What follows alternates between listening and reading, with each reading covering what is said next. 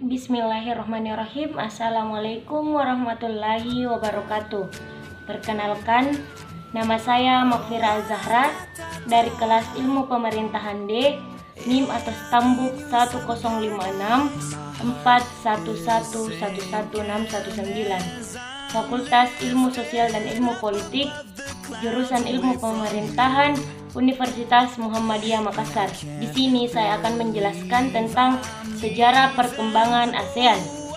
ASEAN dibentuk pada tanggal 8 Agustus 1967 di Bangkok, Thailand, dengan diwakili oleh 5 negara dari negara-negara Asia Tenggara, yaitu Menteri Luar Negeri Indonesia Adam Malik, Wakil Perdana Menteri Malaysia Tun Abdul Razak, Menteri Luar Negeri Filipina Narciso Ramos, Menteri Luar Negeri Singapura S. Rajaratnam, dan Menteri Luar Negeri Thailand Tanat Koman.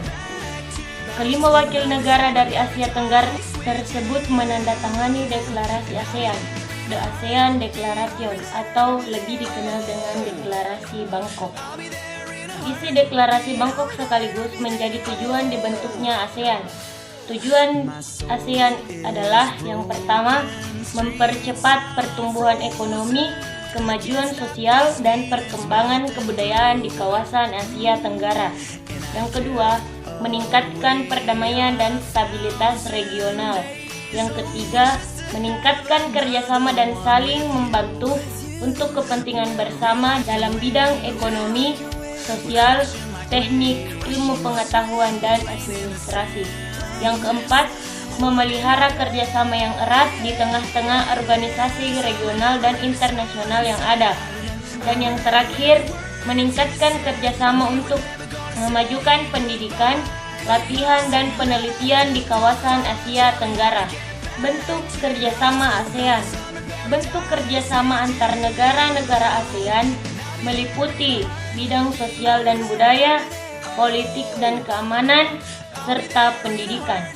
Yang pertama yang saya akan bahas, bentuk kerjasama dalam bidang sosial dan budaya. Tujuan kerjasama bidang sosial dan budaya antar negara-negara ASEAN adalah agar tercipta kerukunan dan kemajuan bersama.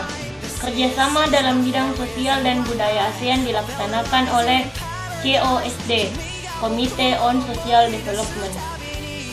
Contohnya yang pertama, ASEAN Ministerial Meeting on Women atau AMMW telah melakukan berbagai upaya untuk meningkatkan kerjasama pemajuan dan perlindungan hak-hak perempuan, khususnya di bidang pemberdayaan dan pengaruh utamaan gender dalam berbagai kebijakan di tingkat regional.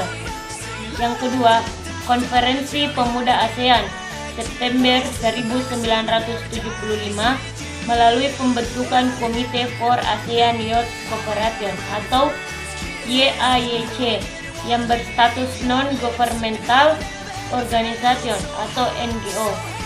Yang ketiga, ASEAN Ministerial Meeting on Sport atau AMMS untuk menangani masalah olahraga di ASEAN.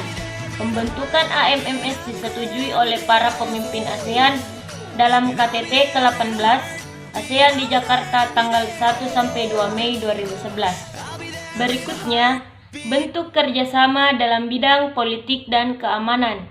Tujuan kerjasama bidang politik dan keamanan adalah untuk menciptakan keamanan, stabilitas, dan perdamaian di negara-negara ASEAN. Kerjasama di bidang politik menciptakan ASEAN Regional Forum atau ARF untuk membahas kasus-kasus terkini yang menjadi perhatian ASEAN.